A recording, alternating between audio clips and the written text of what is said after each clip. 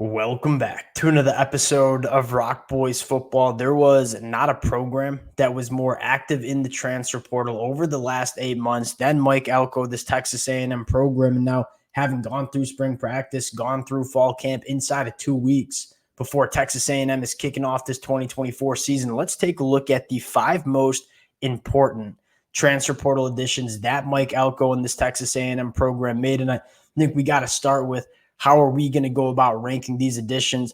It's not necessarily the 5 best transfer portal additions that Texas A&M made. It's the most important transfer portal additions. It's the guys that are going to have the biggest impact on this Texas A&M team immediately in 2024. Now, we made a top 5 list. There are so many different players that honestly probably deserve to be in this top 5. So for the Texas A&M fans, would love to hear from you guys in the comments section in terms of some transfer portal additions that I left off the list, guys that you are most excited about heading into 2024. And if y'all do enjoy the content, consider subscribing to the channel. To the Texas A&M fans, it's been a blast talking this program over the last 8 months. A lot of these guys that we're going to talk about, or we broke down when they committed to Texas A&M, the amount of support y'all have shown, it's been amazing. Appreciate you guys. If y'all do enjoy the content, consider subscribing to the channel. Without further ado, let's get into number 5. We'll start at 5, work our way to number 1. And let's start with Central Michigan safety Trey Jones, who was he the most flashy addition that Texas A&M made in the transfer portal? No, absolutely not. Is he the best player that Texas A&M grabbed from the transfer portal? No, absolutely not. Is he the most physically gifted person in this or player in the secondary for Texas A&M? No, but why do I think Trey Jones is one of the most important transfer portal additions Texas A&M made? It's because this kid has played a ton of football. He's a redshirt senior. He's 23 years old, has played over 1,800 snaps at the college football level. And he's, from what we're hearing coming out of spring practice and fall camp, Trey Jones is, kind of been a wall-to-wall projected starter for Texas A&M at safety. So number 1, you kind of get a feeling that Trey Jones is a pretty damn good football player, because there are some talented safeties in the back end, right? Sophomore Dalton Brooks, Marcus Ratcliffe coming over from San Diego State. There was some adequate competition for Trey Jones, and it sounds like he's kind of commanded one of those safety positions. And I think secondly, and probably most importantly in this conversation around Trey Jones, you look at this Texas A&M secondary and said, one, there's a ton of young talent, guys like Bryce Anderson or a guy like Des Ricks. The amount of young talent in this Texas A&M secondary is extremely exciting, but more importantly, there's a lot of new faces. I mean, this Texas A&M program kind of rebuilt their secondary in the transfer portal. And so how can we get all these new faces and young talent to kind of come play together as a unit that has good chemistry and kind of knows what they're doing? I don't think there's a better answer than a guy that's played a ton of football at the safety position, kind of directing traffic and potentially kind of being the leader, the veteran presence and leader of that Texas A&M secondary. So Trey Jones, a guy that, I'll put my hand up and say we haven't talked about a lot during the offseason. It sounds like he's going to start for Texas A&M, and I think that's kind of a massive storyline because of that veteran presence that he brings to Texas A&M. Going to number 4, another guy that, we spent a lot of time talking about Donovan Green coming back from the injury. We all know that the tight end position is going to be massive in this Texas A&M offense. You go back to Coach Klein at Kansas State, the passing attack, I wouldn't say the passing attack is going to go through the tight end, because I think Texas A&M is much more talented at the wide receiver spot than Kansas State ever was.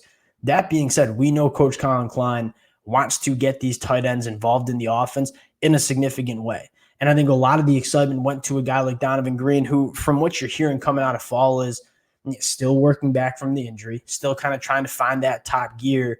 It kind of gets lost in the mix here, but Trey Watson seems to emerge as the best pass-catching threat at the tight end position as we go into Texas A&M season. Now, that could change as Donovan Green kind of continues to get that confidence back.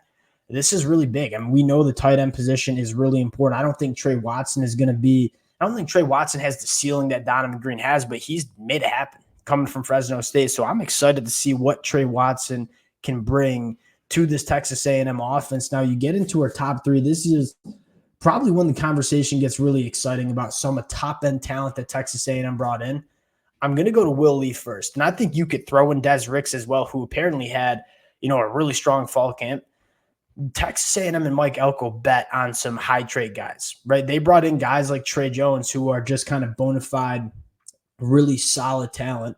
And you have Will Lee and Des Ricks, Des Ricks we haven't seen a ton of. Will Lee was probably inconsistent, would be the description I would use during his time at Kansas State. Both of these quarterbacks have elite top 100 NFL draft traits. And it sounds like both Will Lee and Des Ricks are starting to put it together in that secondary. And if you get Will Lee, Des Ricks reaching their potential as cornerbacks in this Mike Elko defense, I think you're looking at 2 NFL draft picks at the cornerback spot. Obviously, Des Ricks is a little too young to go to the NFL draft right now.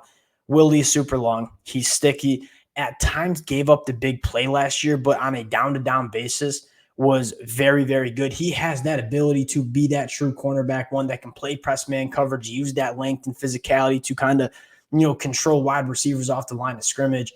The best version of Will Lee is an all-SEC cornerback, at least in my opinion. And it sounds like he's won that cornerback job, which indicates to me that he's kind of reaching that ceiling.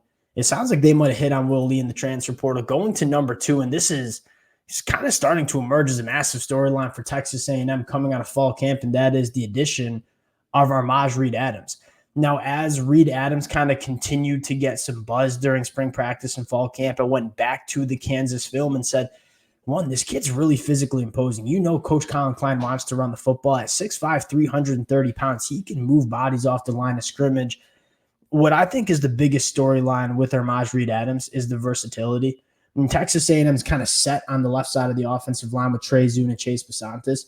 That right side, they're still trying to figure out. And you have a guy in Reed Adams who could play right guard, could play right tackle, had played right tackle at Kansas. That's going to be massive. I think the biggest goal for Texas A&M, and Mike Elko continues to kind of say this up in front of the media, is we got to figure out what our best 5 is on the offensive line. And when you have a guy in Reed Adams where it sounds like Texas A&M is comfortable with him playing guard and tackle going into 2024, that's massive in terms of getting your best starting 5 out on the football field. And so I think Reed Adams, one, probably a better player than we gave him credit for coming over from Kansas. But I think more importantly, the versatility and the flexibility that he's giving Texas A&M on the offensive line is going to be a really big story in terms of Texas A&M getting their best 5 offensive linemen on the football field. And, we've been pretty vocal. Like, this Texas A&M team, I think, is going to go as far as this offensive line takes them. If this Texas A&M team can hold up in pass protection, have a really good run game, I think this Texas A&M defense might be one of the better units that we see in the country. And if this offensive line can kind of get it going, take that step under Adam Cushion and Mike Elko, this Texas A&M team is going to be really dangerous. And it sounds like Reed Adams is playing a really big role in terms of getting that best 5 out there for Texas A&M. Number 1, shouldn't be any surprise. One of, if not the best transfer portal addition that anybody made during the offseason. That's Nick Gordon coming from Purdue. You look at Texas A&M, why are the boys so high on Texas A&M heading into 2024? It's the defensive front. This defensive line might be the best unit in the country. You take Nick Skirton, you take Shamar Turner, you take Shamar Stewart, you take Cassius Howell, who probably should have made this list as well. And then you talk about guys like DJ Hicks and Gabriel Brown-Ladindi. The potential of this Texas A&M defensive line is silly good. And you look at Nick Skirton, I think one of the things that kind of gets swept under the rug with Nick Skirton, he's 6'4", 280. He is elite against the run. Had 25 run stops at Purdue last year in the Big Ten. That's really good line of scrimmage play. He obviously led the conference in sacks, had a 21% pass rush win rate. Not only is Nick Skirton a phenomenal pass rusher, but this kid is a hammer against the run. And you look at the recipe for Texas A&M, if we can stop the run on first and second down, get teams into those third and long spots, and you have Nick Skirton, Cassius Howell, Shamar Stewart, Shamar Turner, DJ Hicks, all this pass rush juice. This is going to be a team. That's the recipe. I mean, we want to pin our ears back and affect the quarterback with this defensive line. And it really sounds like Nick Skirton not only going to be one of, if not the best pass rusher on that defensive line, but also going to be a hammer against the run, which is really exactly how Texas A&M wants it to look. Now, a few honorable mentions that I have on my sheet that I do just want to say. Collie coming over from Utah at the center position, he sounds like is probably the leader in the clubhouse to start at center. So it sounds like you hit on Utah offensive lineman. You look at a guy in Cyrus Allen who is going to be able to stretch the field. for Texas A&M, put together a nice fall camp practice session. There's a lot of guys. This Texas A&M team had much more returning talent from the Jimbo Fisher regime than I think a lot of people like to give credit to. That being said, they also made significant additions in the transfer portal. And from what you're hearing out of fall camp, a lot of these guys are going to be playing a major role for Texas A&M. BJ May is probably another guy to throw into this conversation. We'll close it out there. Again, would love to hear from y'all in the comment section. If you guys do enjoy the content, consider subscribing to the channel. Appreciate you guys, and we'll talk to y'all later.